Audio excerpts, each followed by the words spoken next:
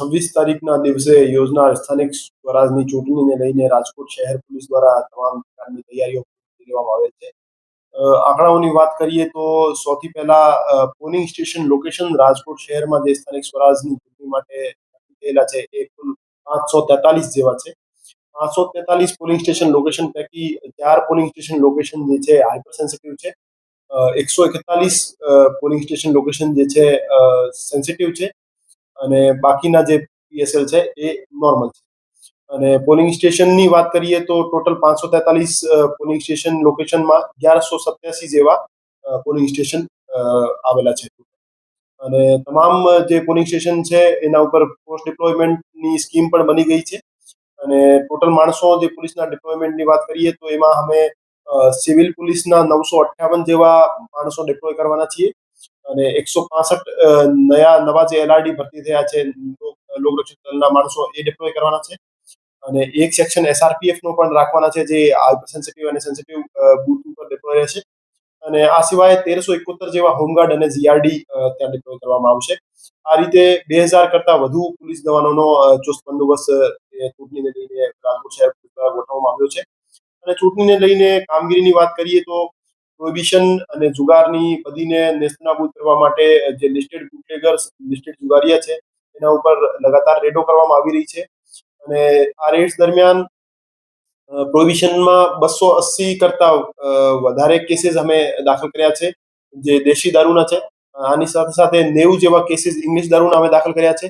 અને ટોટલ વાત કરીએ તો 70 લાખ કરતા વધારે કિંમતનો દારૂ આચારસંહિતા દરમિયાન પકડવામાં આવેલ છે.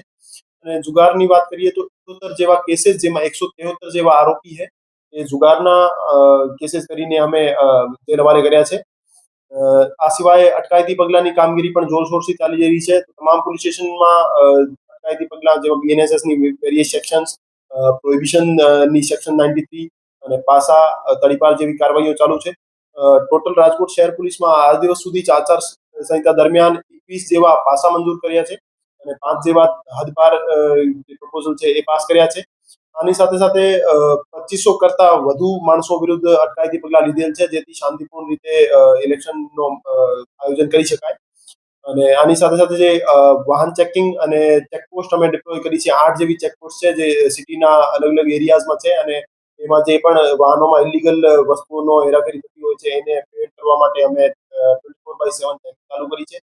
અને આ સિવાય જે સંવેદનશીલ અને અતિ સંવેદનશીલ એરિયા છે ત્યાં એરિયા ડોમિનેશન માટે અમે ફૂટ પેટ્રોલિંગ અને ફ્લેગ માર્ચ પણ આયોજિત કરી છે. અને તમામ જે હથિયાર ધારક લાયસન્સ ધારક હથિયાર હતા એ અમે રાજકોટ શહેરમાં જમા લીધેલ છે જેને મુક્તિ પાત્રતા એને મુક્તિ આપવામાં આવેલ છે. તો એ રીતે રાજકોટ શહેર પોલીસ દ્વારા શાંતિપૂર્ણ અને નિષ્પક્ષ રીતે ચુનાવનું આયોજન થાય એની માટેની પૂર્ણ તૈયારીઓ પૂરી કરી લેવામાં આવેલ છે અને અમે કોન્ફિડન્ટ છીએ કે અમે શાંતિપૂર્ણ રીતે ચૂંટણીનું આયોજન કરીશું. ઓવરઓલ ચૂંટણીનો સુપરવિઝન માનનીય સીપી સર બ્રજેશકુમાર ઝા સરનો રહેશે. આની સાથે સાથે ચૈતન્ય મંડલિક સર જે એડિશનલ સીપી સર છે એ પણ સુપરવાઇઝ કરશે. અને સિટીના ચારેય ડીસીપી શ્રી જે છે એ અલગ અલગ એરિયાઝમાં વહેંચી દેવામાં આવ્યો છે એમને એરિયાઝ અને એમાં 24/7 હાજર રહેશે. અને આની સાથે સાથે સિટીના જે એસીપી છે એ દરેક પોલીસ સ્ટેશન વાઇઝ એમને અલોકેટ કરી દેવામાં આવેલ છે અને એ ત્યાંની દરેક એક્ટિવિટી ઉપર વોચ રાખશે અને પોલીસને યોગ્ય માર્ગદર્શન આપશે. અને બહારથી અમે કોઈ ફોર્સની માંગણી નથી કરી. અમે અમારી જે રાજકોટ શહેર પોલીસની મોજૂદા સ્ટ્રેન્થ છે એના આધારે જ અમે ચૂંટણી પૂરી કરી છે. સંવેદનશીલ અને અતિ સંવેદનશીલ જે એરિયા છે અને આ સિવાય જ્યાં જ્યાં પણ પ્રોહિબિશન અને બીજી ઇલીગલ એક્ટિવિટીઝ થવાની અમારી પાસે ઇનપુટ છે ત્યાં એસઓજી દ્વારા ડ્રોન દ્વારા ચેકિંગ પણ હાથ ધરવામાં આવશે.